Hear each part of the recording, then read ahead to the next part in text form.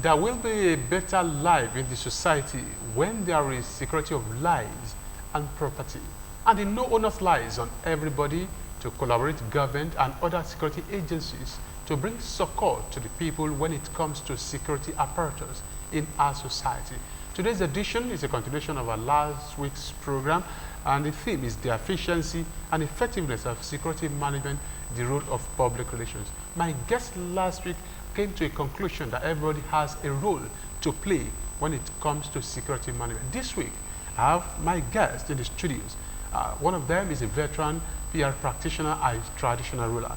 Is Royal Highness Oba Olufemi Ogunleye, FNI PR Towulade of Akiale of Owo Kingdom. Kabiyesi, you are welcome to the program once again. Thank you very much. Joining the conversation this week again, I have Mr. Tope Aderamola, a PR expert and Executive Secretary, Nigeria Council of Registered Insurance Brokers. You are welcome once again, sir. It's my pleasure to be here. Thank you. And I'm also happy to let you know that we also have another participant on the show today. Is the head of Mass Communication Department, Crescent University, Abeokuta, Dr. Kola Adesina. You are welcome, sir. Yeah, you're welcome. Let me start my conversation from Kabiyesi. Now, my question is this. So how best do you think we can manage security in Nigeria using public relations as a tool? For every aspect of business, anywhere in the world, public relations is the major tool that can be used to make them effective.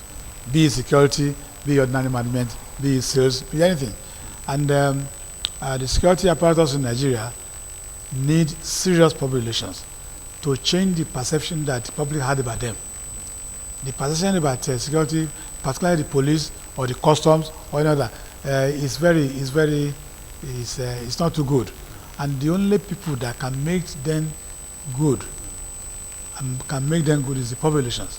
And whoever wants to work for them, either as internal staff or as external consultancy, must be properly induced into them and live with them and then understanding them, and they should give confidence in such a public relation.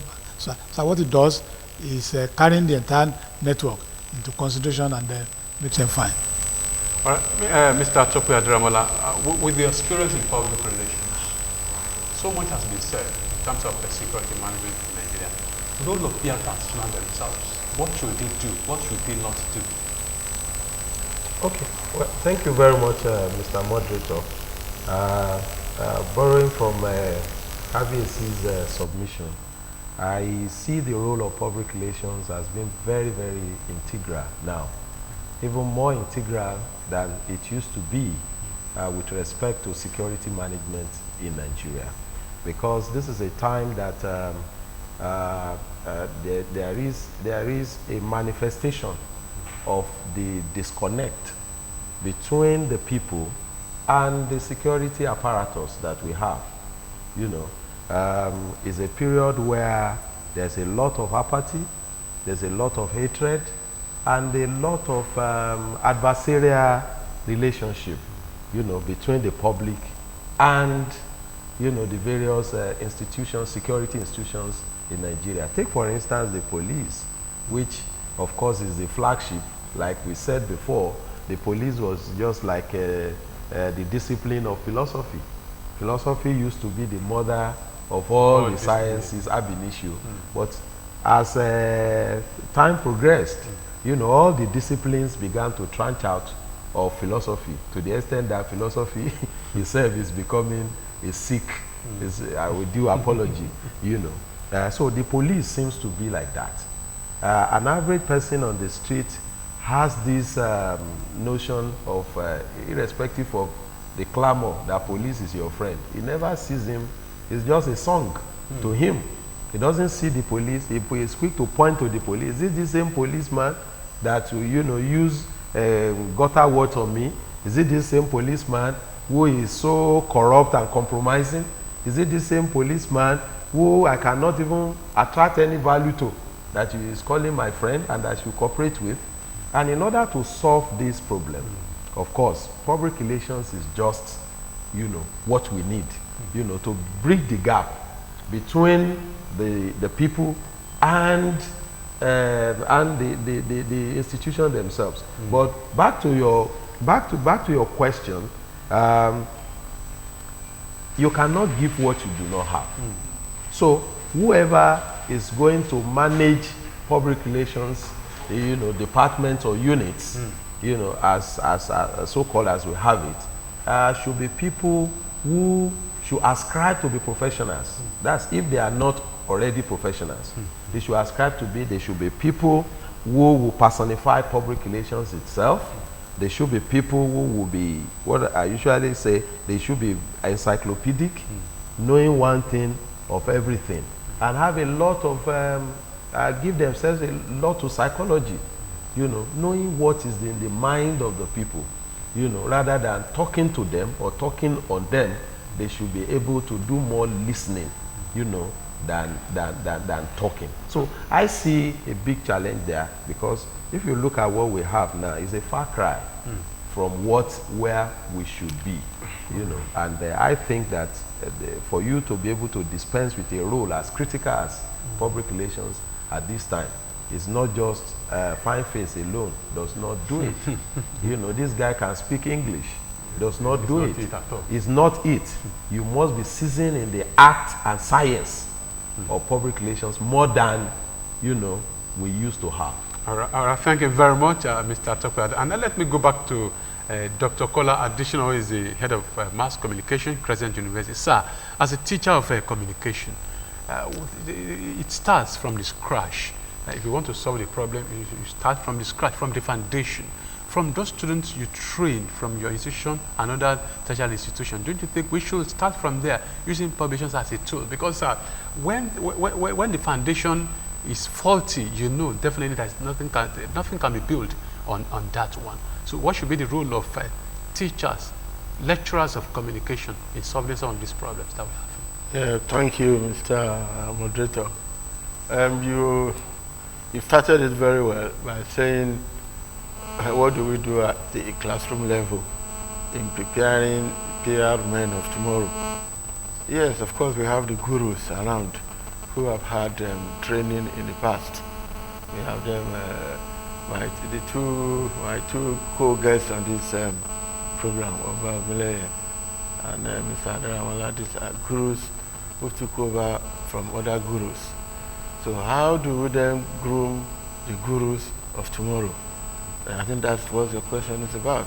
Yes, we are, like I said in the morning at the program organized by the Civil Defense, we have to go back to the basics in terms of curriculum of PR.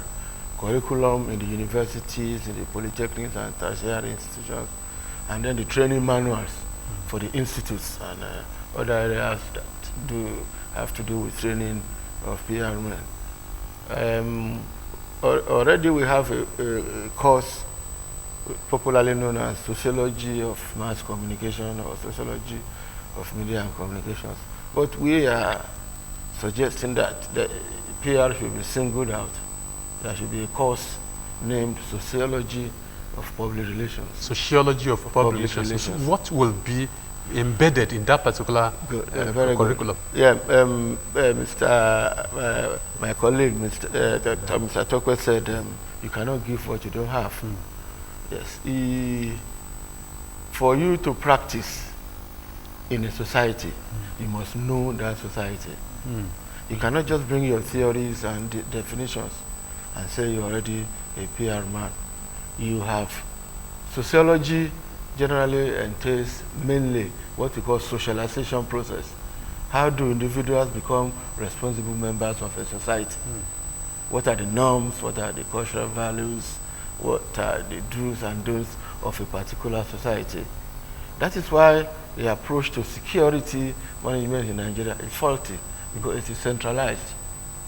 Some people, there will be an institute in Abuja where they will say they will bring people from policy and strategic studies institutes. They will then deliver a federal lecture to selected commandants and officers of Nigerian police and other security operators. Now, they will then post these people out to different states, and immediately they want them to start working police, community policing, and so on. How do you do government? Because government information managers are the ones, the PR men. How do you operate when you don't know where you are posted to? One of them is religion, ability to speak the language of the community in which you are posted. If you are doing PR, for example, if somebody who doesn't speak Yoruba was posted to your state as PR commandant, PR man for either the civil defense or the police, they will go on the telly and radio and speak English every evening. The man going to his cassava farm or the Pawan Tapa, they will just, and people in the Oshogbo market, they will just go about their business and ignore the man with the big grammar on television. But the sociology of PR that we are talking about would demand that the PR man to be conversant with the society, with his environment. They do it vaguely and study your environment. This one should be the language, the socialization process, the norms, the cultures, everything that has to do to where you are going to do your PR. The government has even made it more difficult. Now, part of that, of the curriculum should include history. For example, if you are going to be PR man for security agencies, then you should be able to have studied history of security agencies in Nigeria, history of government and what it has provided for security agencies, the previous security challenges that the countries have had, how they have managed to cope with it, and then when you have insecurity, how do you get there? Like I said in the morning, it's not that we just woke up one day and then we found insecurity in Nigeria. It has been building up. We've had health insecurity. The government do not give that for the hospitals and the people working there. We have food insecurity. There's a lot of hunger and poverty in the country. All this should be built up so that the man going to talk as the PR man or information manager for government knows how to now, the dosages of the information silos they have, how to apply it to the clients and the patients that is going to treat this information. All right, we're talking about the efficiency and effectiveness of security management in Nigeria, the role of public relations. Let me go to Kabiyesi. Dr. Additional talked about the cultural aspect of public relations. Do you think language matters when it comes to public relations practice, as he has submitted? It does. Very, very important.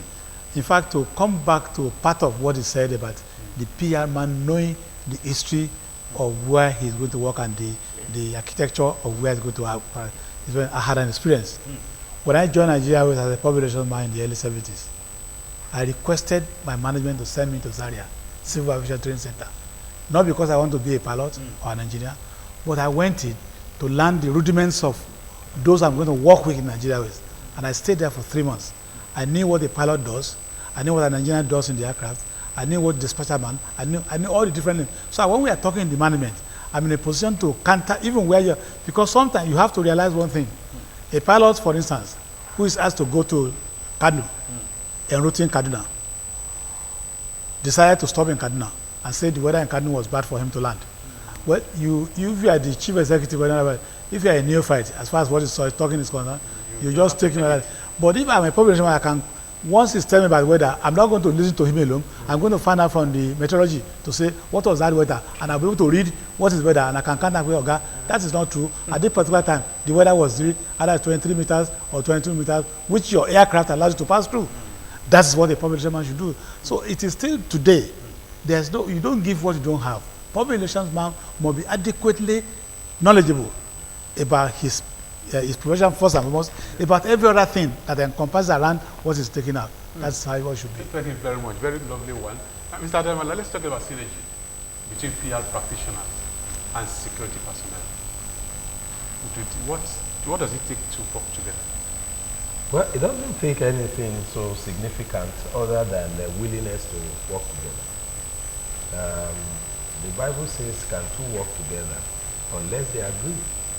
There must just be an agreement There must just be a commonality of purpose, that this is what we want to achieve. If I keep my own skill, or we keep our own skill as public relations practitioner in one side of the jacket, and the security apparatus also are on the other side, then what benefit does it have for us as well as the nation, that we are all in? Whereas whether we like it or not, whatever concerns the eye will definitely meet the nose. Like with due respect, with due respect to my elders that are here, So I think that if there's any time that such synergy is badly needed, I think it's now. One of the greatest challenges that should even come to Nigerian Institute of Public Relations as a body is this issue that we're talking about. Because we are the enterprise of knowledge when it comes to public relations. But to what extent have we been able to build a thought leadership or a thought process around this challenge that we're talking about? So I would rather desire that from our own hand, the Nigerian Institute of Public Relations at the national level, with all the leverage, should be able to create a platform for discourse, just like we had earlier today, where issues, that are germane to our progress, security-wise as a nation, could come to the table for discussion. And this should also whittle down even to the level of the states and the chapters, because they represent the collectivity of public relations practitioners. And outside that too, whilst that may still be conceived, even at the level of the individuals, let us also make available. You see, one thing about public relations is that you are supposed to be a thought leader. You are supposed to be somebody that sets the pace. Some of us are writers. One of the ingredients of a good public relations is the ability to write, and write constructively too.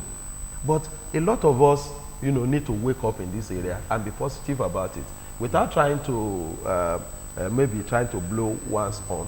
The Nigeria police, for obvious reasons, which I told some people today, I happen to be a product of the barracks.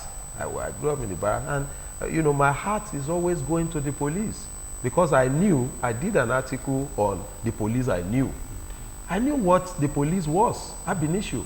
When I lived in the barrack, I knew how the police deployed so effective public relations. We had film that we watched in those days that comes up maybe once in a week. We have conscientization process that is done for police officers. Even at that time, way back in the 60s and early 70s, we had what we call the barrack inspection. Because you cannot call yourself a policeman, you must be prim and proper. That was how it was. A policeman should be infallible in every dimension. When he dresses, you should see him as a specimen. When he speaks, you should see him as a specimen. But where are those things now? So what I did was, I put pen to paper several of the articles I have written. Redeeming police image through public relations, the Nigeria police I knew, and I also make even off-the-table comments, which I forward to people that I think would be able to implement it. All right. I think... Thank you very much.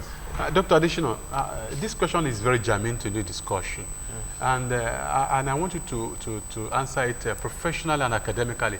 Now, don't you think there should be a blueprint from the academia and to submit to government on the need for the academics to be involved in solving security problems in Nigeria vis-a-vis public relations?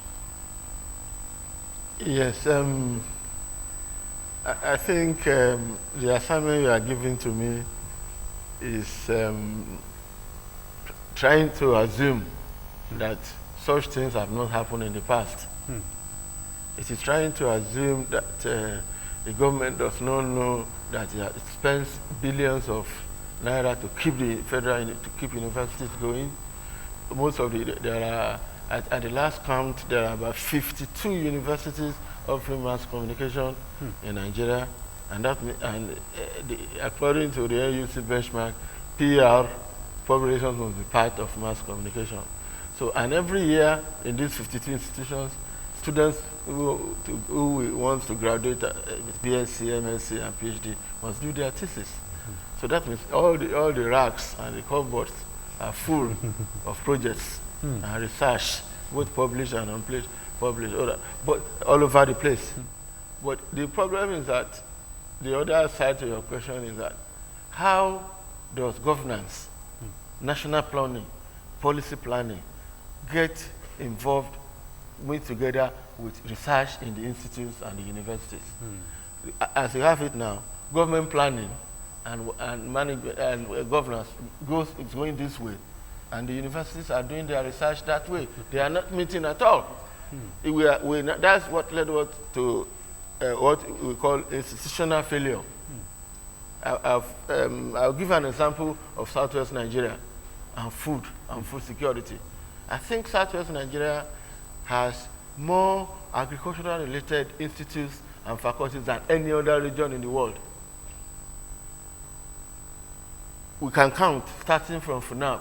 You go to IITA, you go to Mount Plantation, you go to Faculty of Agric, University of Ibadan, you go to Mount Plantation, you go to Nigeria Institute of Horticultural Studies, Cocoa Research Institute, Nigeria Institute for Social and Economic Research, Oshodi, FIRO, Federal Institute of Industrial Research, Oshodi, all in the Western region. How come the Western region can't still cultivate onion and tomato with all these institutes? Why? Are you not telling me that all the professors in FUNAB, or in Mount Plantation, IITA, and all this, I've mentioned about 10 institutes now that are directly related to ensuring food security. At the state level, have you ever seen any governor that is relying on research to prepare what he's going to do? Each governor comes and then thinks overnight, I will do this bridge, I will do this road. There is no governor that has ever gone into any university and said, let me have your research in this state on all the sectors of the economy. No. So the problem is we have to get government to begin to get together with research that is being done. You yourself too, you are a researcher. How many of the papers that you have written have gone to the notice of any government? In the UK,